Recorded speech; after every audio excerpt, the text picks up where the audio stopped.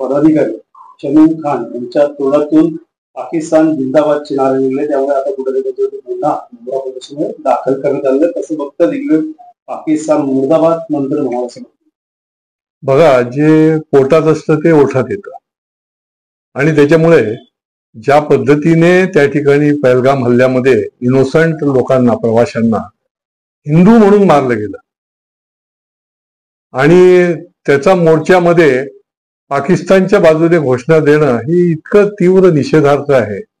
आणि ते देखील श्री आव्हारांच्या पुढ्यात बसून, की जे नेहमीच संविधान, राष्ट्रभक्ती याच्या गप्पा मारत असतात, लोकांना शिकवण देत असतात आणि त्यांच्या पुढ्यात पाकिस्तान मुर्दाबादच्या घोषणा दिल्या जातात, तरी देखील ते काही करू शकत नाहीत, काही करत नाहीत.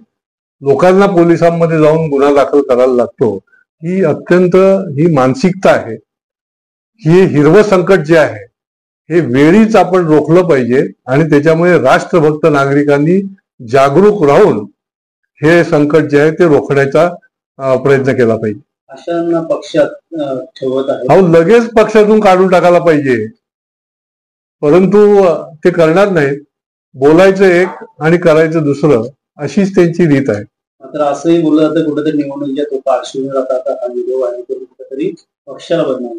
हो, पण व्हिडिओ खरा आहे ना, निवडणुकीचं असो नसो, व्हिडिओ खरा आहे म्हणजे तुमचं मानसिकता काय आहे ही लोकांसमोर स्पष्ट आलेली आहे.